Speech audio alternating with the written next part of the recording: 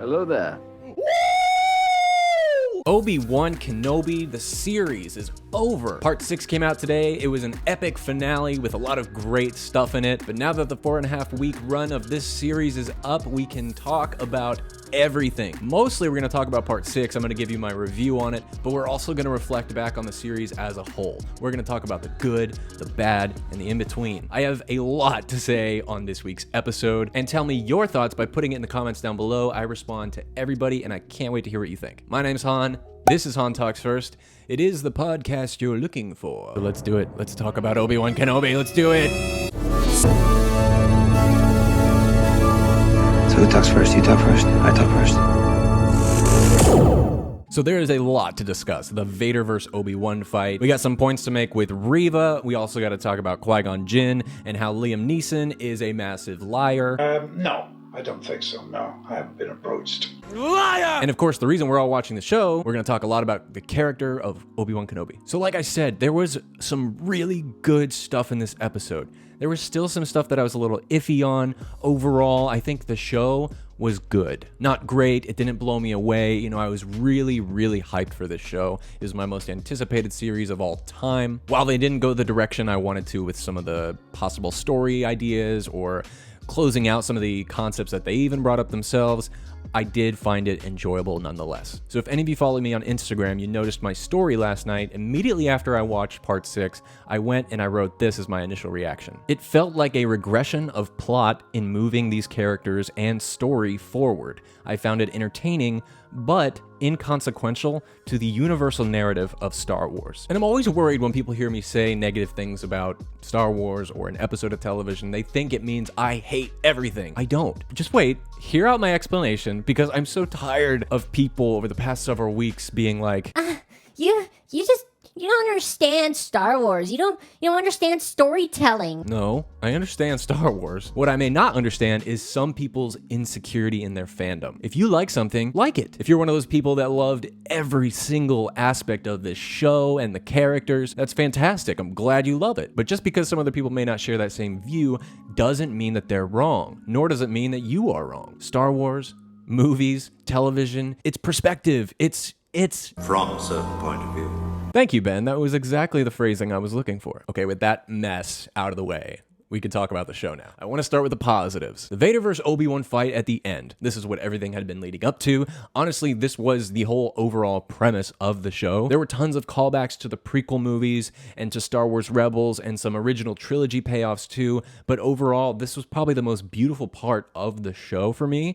And the way that Deborah Chow and the cast and the crew managed to tell a story through action, and everything has an emotional beat. The emotional moments in this fight scene were fantastic, and I really felt it, especially through Obi-Wan Kenobi. Ewan McGregor has been doing such an amazing job bringing this character back. He's a great actor anyway, but to do it with Obi-Wan Kenobi, there's 3 different phases. There's young Ewan, there's old Alec Guinness, and then there is the guy in the middle that Ewan come back and mold them both together. Outside of the emotional beats, there was really cool effects in this. I mean, we got to see a little bit more force powers from Obi-Wan, lifting the rocks behind him. And the callback to Star Wars Rebels Season 3 was especially fantastic, paralleling when Ahsoka cut Vader's mask in half and revealing his face again too. Good parallels, again, a George Lucasism. Like poetry, it rhymes. But what was different about this version was Anakin didn't come through the mask at all. It was all Darth Vader. And the dialogue that was written for Vader and Obi-Wan in these moments was amazing. The words and dialogue spoken in the fight scene at the very end was the best out of the entire series. It wasn't too beefy or colorful. It was short, simple, and effective. And oh my God, the moment where Obi-Wan is just like, I'm sorry. I'm so sorry, Anakin. It's my fault. And Anakin tells him, you're not responsible for Anakin's death. I killed Anakin. That contributes to Obi-Wan Kenobi's feelings in A New Hope and how he describes Vader and how the evil Darth Vader is the one who killed your father when he's talking to Luke. I did have one issue with the fight scene though. He let him live. Now look, I'm not stupid. I know they both have to live at the end of the fight or else it totally breaks canon. But what I mean is I didn't really feel there was a great enough reason for Obi-Wan just to yet again leave him. And the reason being because, of course, Obi-Wan had been struggling with the fact that he is a failure, and he failed multiple times. He failed to save Anakin. He failed to save the younglings. He's the one responsible for bringing the clone troopers into the Republic. He's done a lot that he regrets and he wishes he could do over. And when he gets the chance to fight Anakin again, he just lets him go again. And this issue ties further into the original trilogy because Obi-Wan at that point comes to a place of he feels there is absolutely no redemption left for Vader. That was established in the series. But why? What makes Obi-Wan think that Vader needs to be obliterated, destroyed, incinerated? We didn't feel that here. Here, he decides, I'm going to let him go again. I wanted to know, what was it that makes him think Vader is completely irredeemable? Because once we get to A New Hope, he tells Luke, you got to kill him. There's no other way. He has to be destroyed. No, Luke. Bad Luke. No redemption. You kill that. You see what I mean? And of course, Hayden Christensen performing inside the mask when you get to see him a little bit.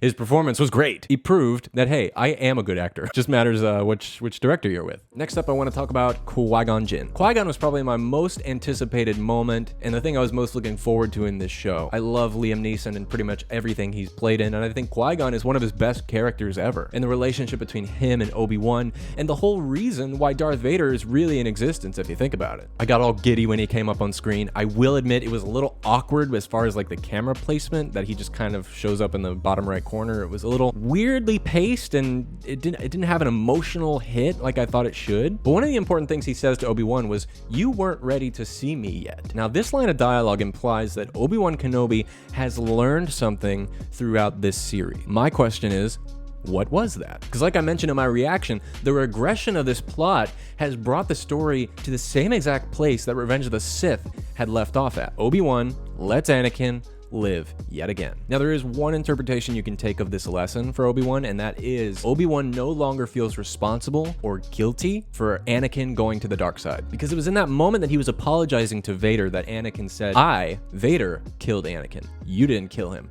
So that is like a weight lifted off Obi-Wan Kenobi, and he's like, okay, I can finally rest with the idea that my friend is gone and I don't have to feel bad about it anymore. But was that lesson broad enough to have Liam Neeson be able to show up again? Because he also didn't do any training that we saw on screen for him to be able to commune with his master. And that was what I was most looking forward to, was getting into the lore and the mysticism of being a Jedi, meditation and practice. Like, how do you get to the point where you can commune with the people who have passed on? So needless to say, I was a little disappointed. It was still fantastic to see Liam on screen. I loved it. I just wish there was a little bit more. Okay, before we talk about Obi-Wan Kenobi's character journey, let me talk about Riva. The Riva storyline was the worst part of this show. I did not feel for this character one bit, and I really didn't care for how they were wanting the audience to feel was for a moment of redemption for her at the end, which, come on, she shouldn't be redeemed. We talked last week a little bit more about her character arc and journey, so if you want to learn more about what my thoughts are on that, you can go back and watch last week's episode, because I'm not going to repeat it. But look, this is where the inconsequential moment comes into this show for me, is